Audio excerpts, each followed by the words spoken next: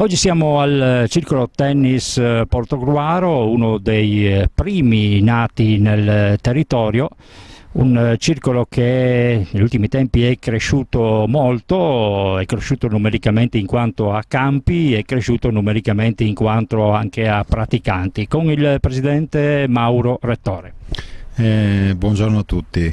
Il tennis, giusto per fare una breve introduzione, nasce nel 1955. Le prime lezioni di tennis si tennero presso la palestra qui a pochi passi del comunale del Mecchia durante i giorni feriali. Il buon incremento di persone in breve tempo e le notevoli richieste portano il comune di Portogruaro a costruire nello stesso anno il primo campo, il campo numero 1, un campo in terra rossa. E da qui chiaramente nasce l'associazione. L'associazione confluisce nella Federazione Italiana Tennis, da qui si iniziano a programmare e organizzare i vari tornei sociali e federali e nasce la scuola SAT. Nel 1988 il comune inaugura il palazzetto qui alle nostre spalle, che è un palazzetto con due campi coperti in manto sintetico. Arriviamo ai giorni nostri, nel 2013, qui a proprie spese del tennis club, con oltre 250 iscritti, e il tennis costruisce il campo numero 6, il sesto campo, sempre coperto e sempre in manto sintetico.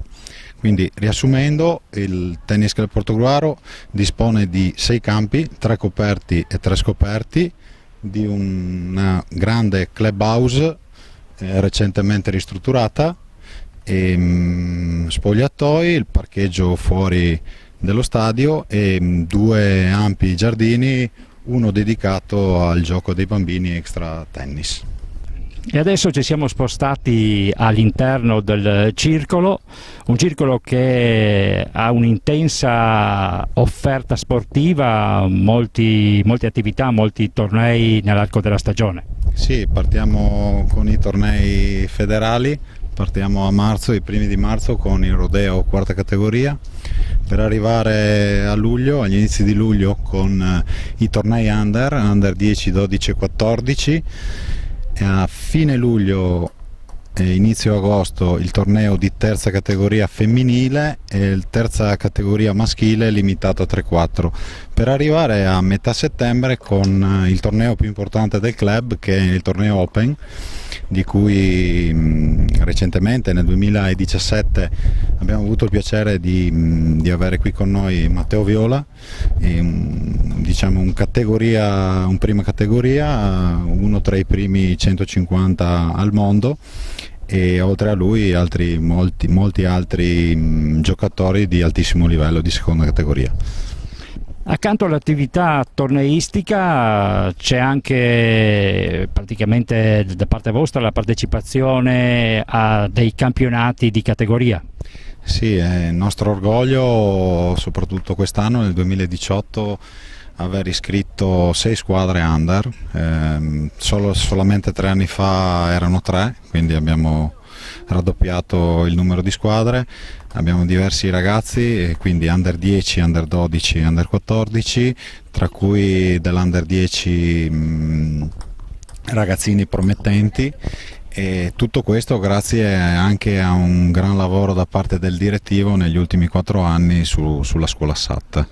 Ecco, appunto, una scuola SAT che, come hai detto, è incrementato. Voi state lavorando sia dal punto di vista della quantità ma anche della qualità. Sì, negli ultimi anni chiaramente abbiamo lavorato sulla quantità, dai 25 di 4 anni fa oggi siamo arrivati a 80 anche, quindi il lavoro è stato molto intenso, partendo dalle convenzioni con le scuole medie superiori e anche elementari, facendo delle lezioni gratuite o nelle loro palestre o qui nel nostro centro, e proponendo a settembre nell'Open sportivo del comune le 2 giornate appunto in promozione tennis, e sempre a settembre proponendo un paio di settimane gratuite per qualsiasi ragazzo o persona che volesse provare a giocare a tennis. Adesso lavoreremo quest'anno, il prossimo, quindi nel prossimo biennio, per incrementare e aumentare la qualità dei nostri ragazzini e migliorare sotto l'aspetto tecnico e preparazione tecnica, e coinvolgere maggiormente i nostri maestri. Uno staff tecnico che è composto da chi? È uno staff tecnico composto da 2 direttori,